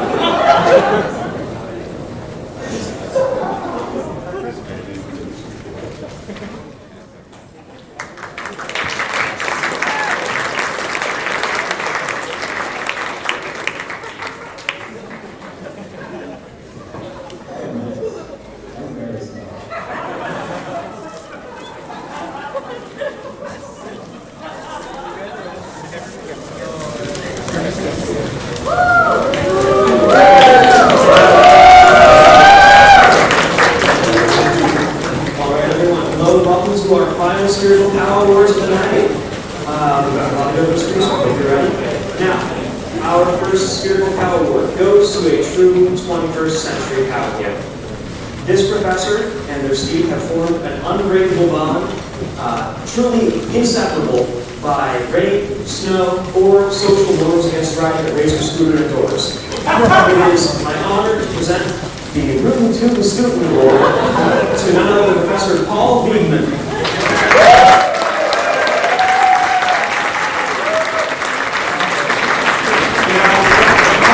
Unfortunately, couldn't be with us tonight. He's in a better place on vacation with his wife. So we reached out to him in advance and got him to say a few words. Paul?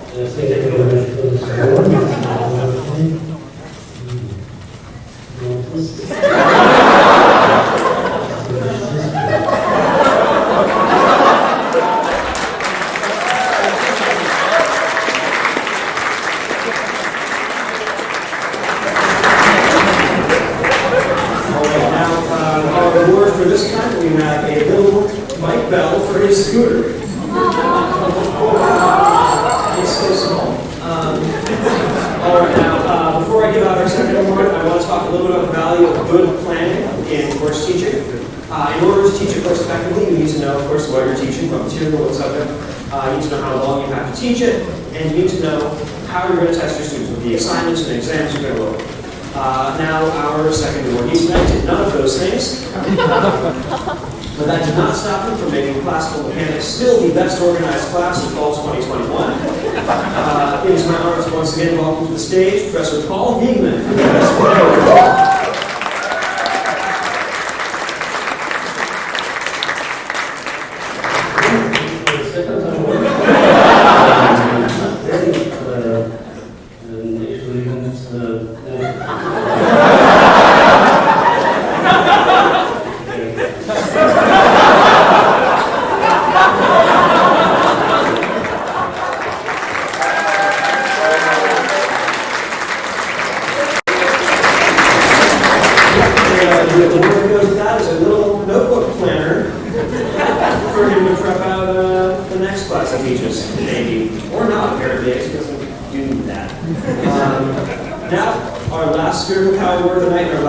Award of 2022. Before we get that out, let's take a second to reflect on what a Spherical Power Award really means. It is the highest honor that the second year cohort can give. You think of it as like a little round hug from 30 emotionally broken 20-somethings. So, you know, receiving one, great honor. Receiving two, amazing honor. Our awardee tonight has received not just one, not just two, but 3 Spherical Power Awards. It is my honor to present the award to Professor Paul Wiegman.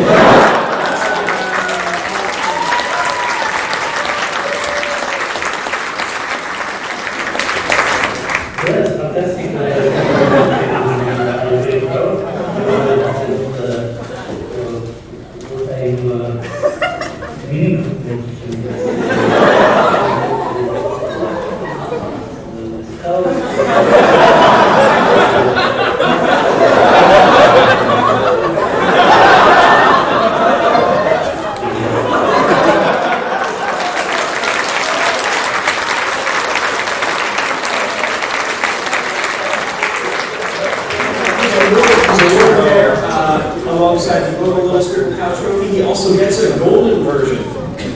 It's very open. All right, that's it for our Spherical Power Awards for tonight. Thank you all for joining us.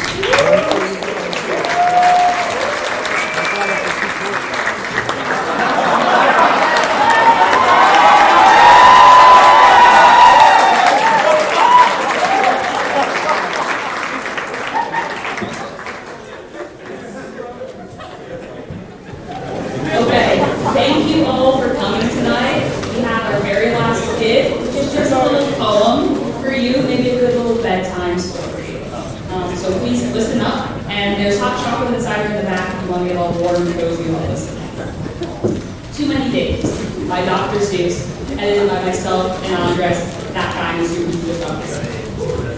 Have I told you that little our brand new chair had 7 days, and not many had hair? Well, he did, and that wasn't the smart thing to do. You see, when he calls out, "Yoo-hoo, come into the lab, Dave," he doesn't get one. All 7 days of his come on the run. This makes things quite difficult at the department. With so many days, it's a naming bombardment. And he often wishes that, when they were hired, he had given them titles. Dave Schuster, the fired. And Auchelon, Lord, Kudasov theorist, and Miller, collider, DeMille, the laserist, and Dave Reed, the lecturer, and Dave Schmitz, the Davis. And now, as our evening comes to an end, He calls all the days of his Dr. Dave friends. Thank you all.